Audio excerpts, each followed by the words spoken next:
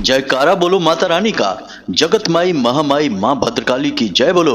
माता रानी के सांचे दरबार की जय बोलो। वृश्चिक राशि वालों, स्वागत है आप सभी का आपके अपने वैदिक मंथन भिंड YouTube चैनल में।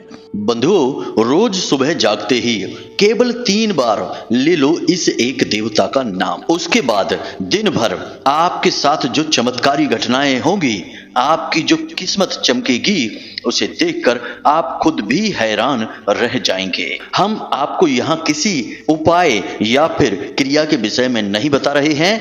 यह एक बेहद ही प्राचीन और गुप्त पद्धति है, या यूं कहे कि विद्या है। जो इसे जानता है उसका जीवन 100% उसके नियंत्रण में होता है। उसका भाग्य हमेशा सूरज की तरह चमकता है और उसका जीवन जीते जी स्वर्ग की समान सुंदर हो जाता है। अब एक बात और बंधुओं, हमारी बातों को बिल्कुल भी हल्के में मत लेना, मजाक समझने की भूल मत कर देना, वरना आपको बहुत पछताना पड़ेगा। क्योंकि अपने जीवन को बदलने का एक सुनहरा मौका, एक बेहद ही प्राचीन और बेहद ही शक्तिशाली गुप्त विद्या को आप ठुकरा देंगे। जी हाँ बंधुओं, पहले आप हमारी बात को ध्यान से समझिए। हम जो बातें आपको बता रहे हैं वे पूर्ण रूप से प्रामाणिक हैं और इनके कई जीते जागते उदाहरण हमने अपने आंखों से देखे हैं और इस विद्या को काफी गहराई से समझा है और खुद अपने ऊपर भी आजमाया है।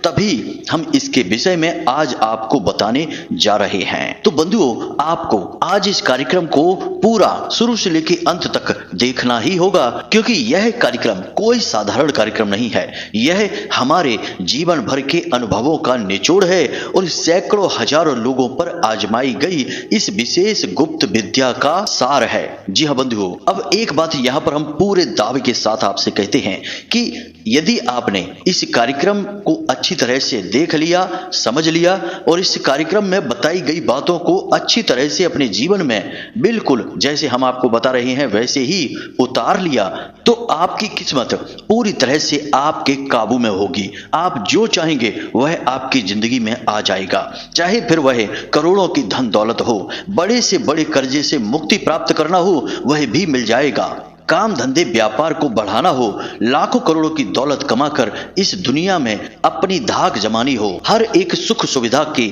आनंद को भोगना हो, अपने और अपने परिवार की हर एक जरूरत को पूरा करना हो, राजाओं जैसा जीवन जीना हो, जो कुछ आप चाहेंगे वह सब कुछ आपको मिल जाएगा।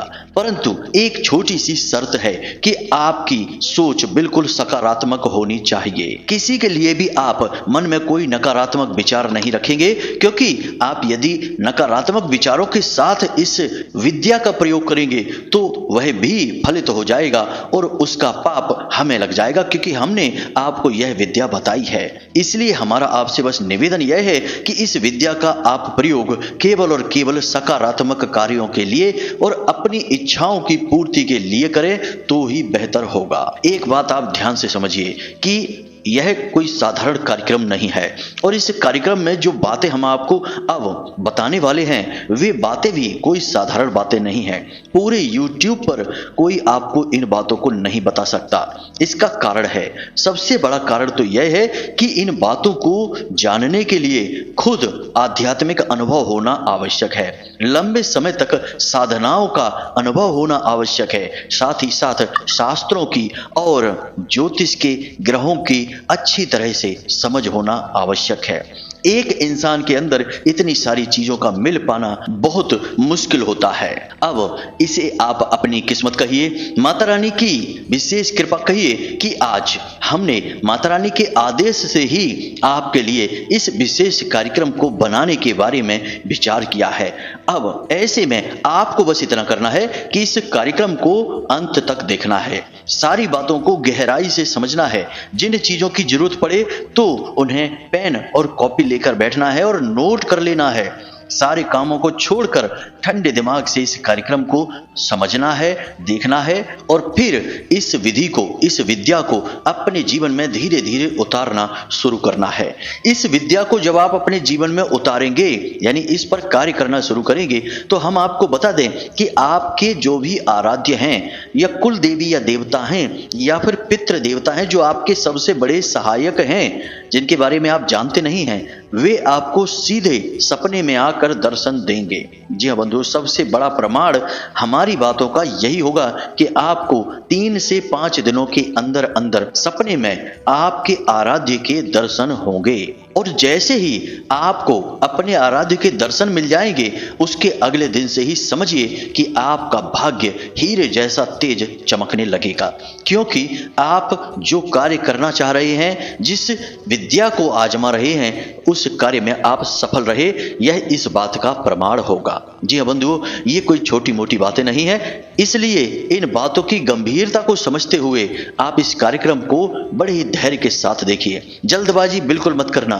यदि अब भी आपको जल्दबाजी में ज्ञान चाहिए और यह सोच रहे हैं कि सीधे बात क्यों नहीं बता देते, इतनी सारी बातें क्यों कर रहे हैं, तो हमारा आपसे निवेदन है कि आप अभी इस कार्यक्रम को छोड़कर जा सकते हैं। कोई समस्या नहीं है, आपके लिए यह विशेष ज्ञान, यह विद्या अभी नहीं बनी है, या यूं कहें कि आप अभी इसके लिए तैयार नहीं हैं। जब आप इसके लिए तैयार होंगे तो माता रानी स्वयं आपको इस विद्या के लिए कहीं ना कहीं से साधन जुटा देंगी। तब तक आप यूं ही भटकिए इस संसार में और ठोकरें खाइए, दुख तकलीफ और परेशानियों को झेलिए। बाकी जो बुद्धिमान हैं उनके लिए इशारा ही काफी होता है। तो बंधुओं, उम्मीद करते हैं कि आपको सारी बातें समझ में आ गई हैं। अब आप इस कार्यक्रम में अंत तक अवश्य ठहरेंगे। तो चलिए बिना समय गवाए माता रानी को याद करते हैं और कार्यक्रम को शुरू करते हैं। तो जल्दी से कमेंट बॉक्स में लिख डालिए, जय मां भद्रकाली कृपा करो। एक बार नहीं 3 बार लिखना, माता रानी निश्चित तौर पर आपके ऊपर कृपा करेंगी, हमें पूर्ण विश्वास है। तो चलिए बंधुओं शुरू करते हैं। तो सीधे मूल विषय की बात करते हैं। बंधुओं, सबसे पहले हम आपको इस विद्या से परिचय कराएंगे, फिर इस विद्या को कैसे प्रयोग करना है उसके विषय में बताएंगे, फिर हम कुछ सावधानियों के बारे में भी बताएंगे, क्योंकि यदि आपने कुछ सावधानियां जो कि बहुत जरूरी हैं इस विद्या के प्रयोग के समय, उन्हें यदि आपने नहीं अपनाया तो हो सकता है कि इस विद्या का आपको कोई लाभ ही प्राप्त ना हो, या फिर हो सकता है कि इसके कुछ नकारात्मक परिणाम भी आपको प्राप्त हो जाएं। जी हाँ बंधुओं, यह भी हो सकता है कि कोई नकारात्मक परिणाम आपको मिले, कोई झटका आपको लग जाए, बिल्कुल वैसे ही कि बिजली के तार हैं, यदि सावधानी से इनका प्रयोग करेंगे तो आपके सारे घर की लाइट चलेगी, आपके पंखे, आपके बल्ब, सब कुछ चलेगा। और यदि आपने सावधानी से प्रयोग न किया तो तेज झटका भी लग सकता है। जब शक्तिशाली विद्याओं की बात की जाती है तो उन पर भी यही नियम लागू होता है, क्योंकि हम बड़ी ही शक्तिशाली और महान प्रचंड ऊर्जाओं का आवाहन करते हैं, और इस आवाहन में यदि हम तैयार नहीं हैं तो ये ऊर्जाएं हमारा भी कुछ न कुछ नुकसान कर सकती हैं। अब ये बात हम आपको इसलिए बता रहे हैं ताकि आप हमारी जो आगे आने वाली बातें हैं उन्हें पूरी गंभीरता के साथ लें। जी हाँ बंधुओं, अब ध्यान से सुनिए। जब आप रात्रि में सोते हैं और सुबह सोकर जागते हैं, तो क्या आप हमें यह बता सकते हैं कि रात्रि में सोने के बाद, यानी कि जब आप नींद में डूबे हैं उसके बाद, और जब आप नींद से जागे हैं उसके पहले आप कहाँ थे? अब आप सोचेंगे कि यह हम कैसा प्रश्न पूछ रहे हैं, हम तो वहीं थे, अपने बिस्तर पर सो रहे थे। जी नहीं, शास्त्र क्या कहते हैं, विज्ञान क्या कहता है, दोनों बातों को सुनिए, समझिए, फिर हम जो आपको बताएंगे उससे आपको समझने में आसानी होगी। तो शास्त्र हमारे यह कहते हैं कि जब आप गहरी नींद में जाते हैं तो उस समय आपका शरीर वहीं पड़ा रहता है, बिल्कुल निष्प्राण, बेजान जैसा। तभी तो आपको मच्छर काटता रहता है, आपको पता भी नहीं चलता है। कोई आपके हाथ पैर इधर उधर कर देता है, आपको पता भी नहीं चलता है। हम गहरी नींद की बात कर रहे हैं बंधुओं, हल्की फुल्की नींद की नहीं, वरना आप कहेंगे कि हमें तो पता चल जाता है कि मच्छर काटता है। तो गहरी नींद की बात कर रहे हैं हम, जब आप बिल्कुल बेहोशी की अवस्था में हो जाते हैं।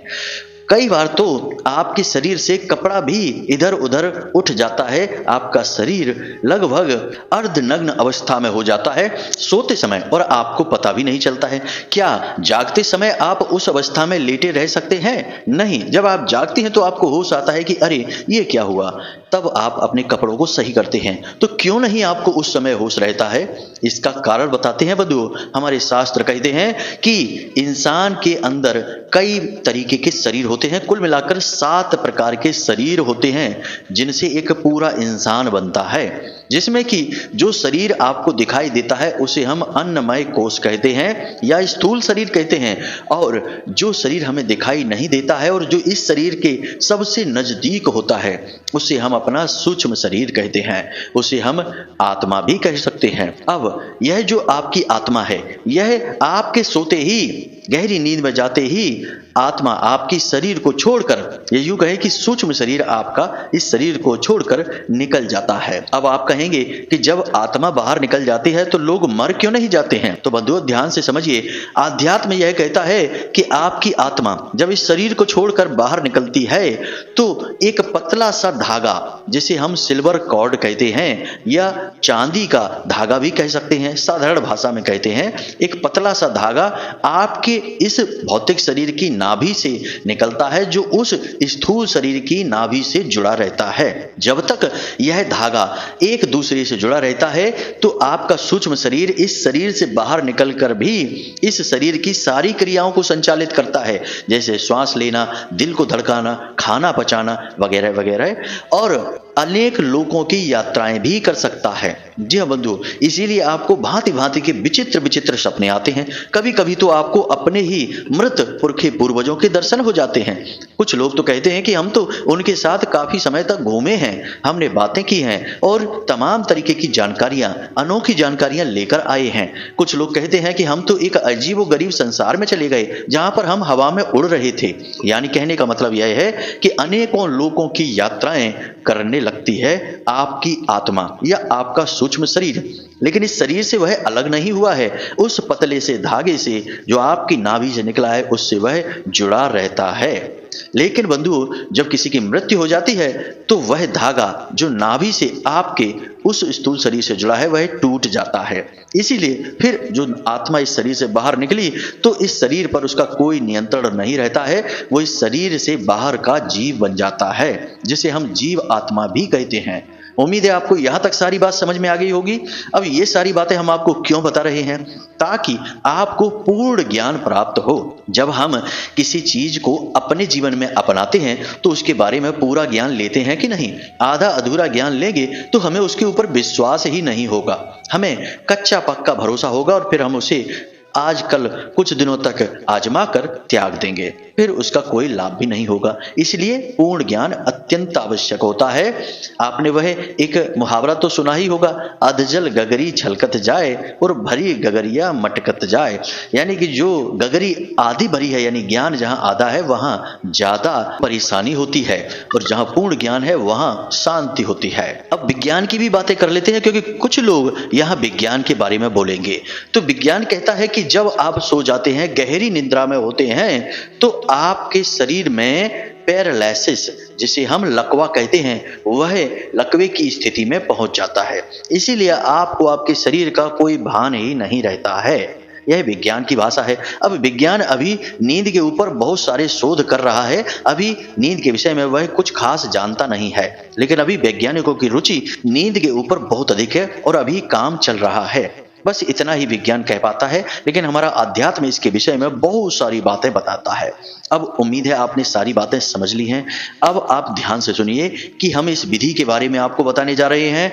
यह विद्या है जो आपको प्रयोग करनी है, इसके विषय में बताने जा रहे हैं। ध्यान से सुनिए और फिर इसे ज्यों का त्यों उतारिए अपने जीवन में। तो बंधुओं, आपने कई बार लोगों को यह कहते सुना होगा कि जैसे कोई दुर्घटना वगैरह हो जाती है, कोई हादसा हो जाता है और किसी की जान बच जाती है, किसी का कुछ भी नहीं बिगड़ता है, बाल बाल बचकर निकल आता है, तो लोग अक्सर यह कहते हैं कि पता नहीं कौन से देवी देवता सहायक थे, किसकी कृपा रही कि कुछ भी नहीं बिगड़ा।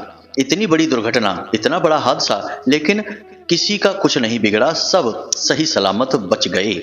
इसका मतलब यह होता है कि हर एक व्यक्ति का कोई ना कोई सहायक देवता होता है। अब वह कोई भी हो सकता है, आपका पिछले जन्म का कोई रिश्ता भी हो सकता है। मतलब कहने का कि आपने पिछले कई जन्मों में किसी देवी देवता की विशेष साधनाएं की होंगी, आपको अभी इसका ज्ञान नहीं है, लेकिन वह जो दिव्य शक्ति है वह आपके साथ हर वक्त रहती है। इसी प्रकार कोई भी हो सकता है, आपके पितृ पूर्वज हो सकते हैं, आपके आपके घर के, आपके बाहर के कोई देवी देवता हो सकते हैं, कोई छोटी मोटी दिव्य शक्ति हो सकती है, या फिर आपके कुल देवी या देवता। तो सबसे पहला कार्य है आपका कि आप यह पता लगाएं कि आपके सहायक देवता कौन से हैं जो हर वक्त आपके साथ चलते हैं।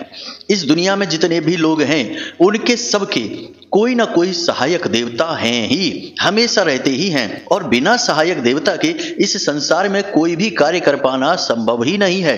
इसका प्रमाण समझिए। सीता माता की खोज में प्रभु श्री राम भटक रहे थे, तब उन्हें हनुमान जी की सहायता मिली और हनुमान जी ने पता लगाया कि सीता मैया समुद्र पार लंका में रावण की अशोक वाटिका में विराजमान हैं। अब यह कार्य क्या प्रभु श्री राम के लिए कर पाना कठिन था? वे चाहते तो एक झटके में यह पता लगा लेते। हनुमान जी तो उनकी पूजा करते थे, वे हनुमान जी के भी प्रभु थे, लेकिन उन्हें हनुमान जी की सहायता लेनी पड़ी, यानी राम जी के सहायक देवता हुए हनुमान जी। अब महाभारत की बात कर लेते हैं। अर्जुन के रथ के जो सारथी हैं वह भगवान श्री कृष्ण हैं, और भगवान श्री कृष्ण जिसके सारथी हैं, क्या उसे किसी और की सहायता की आवश्यकता है?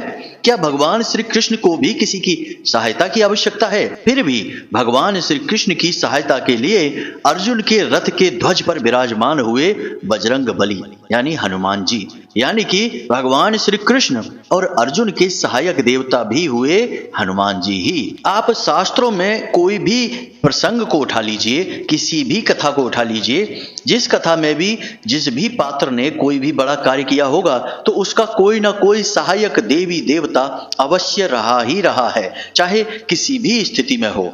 अब हमारे शास्त्रों में तो इसके प्रमाण जगह जगह पर मिलते हैं, कूट कूट कर भरे हुए हैं, लेकिन आज के इस युग में लोग इन बातों पर विचार करना ही छोड़ देते हैं, क्योंकि कहते हैं कि आज का युग नया युग है। अब हम आज के युग में पढ़े लिखे लोग हैं, हम इन बातों को नहीं मानते हैं और बाद में फिर हर बात में असफल होकर इधर उधर रोते फिरते हैं और कहते हैं कि हमारी मदद करो।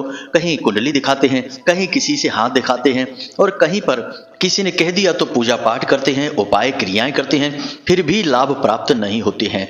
जड़ में अगर कीड़ा लगा है तो ऊपर ऊपर दवा डालने से क्या होगा?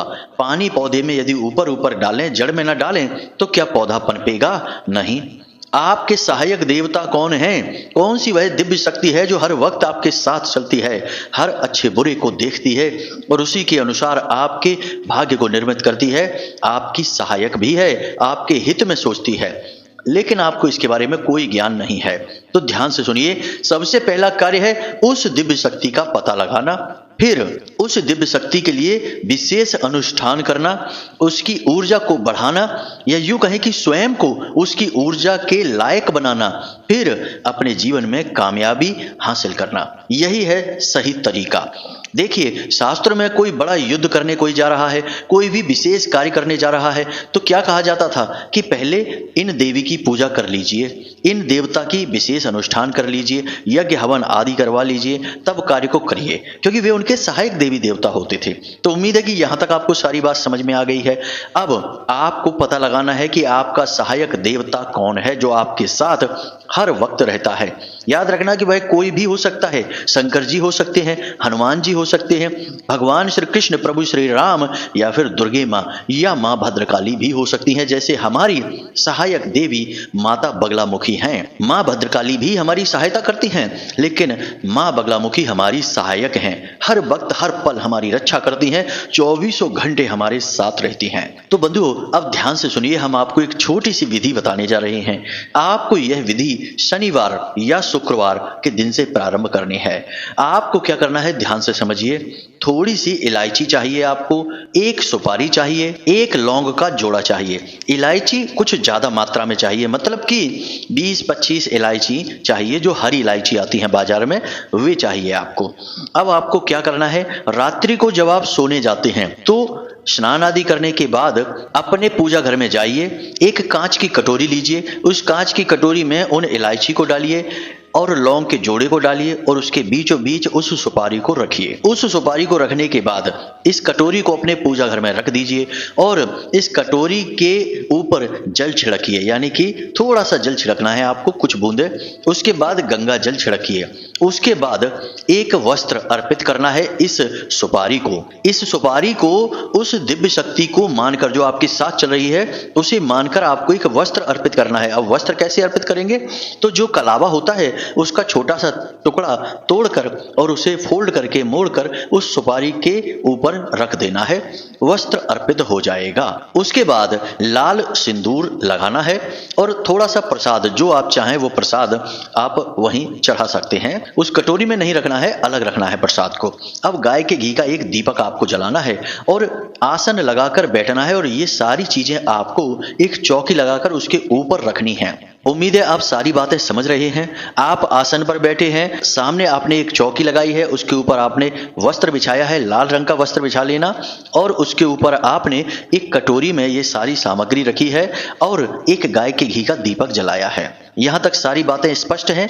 अब आपको वहां आंख बंद करके बस यूं ही ध्यान की मुद्रा में बैठना है। आप चाहें तो उस सुपारी को एक टक देख भी सकते हैं और मन ही मन आपको इस तरीके से विचार करना है, या यूं कहें कि उस दिव्य शक्ति से प्रार्थना करनी है। आपको कहना है कि हे देवी शक्ति, हे देवता, हम आपके बारे में नहीं जानते हैं, लेकिन हम यह जानते हैं कि आप हर वक्त हमारे सहायक हैं। बुरी से बुरी परिस्थिति में आपने हमारी सहायता की है और आप हमारे सौभाग्य के दाता हैं, परंतु हम आपको जानते नहीं हैं, इसलिए हम आपका पूजन नहीं कर पा रहे हैं।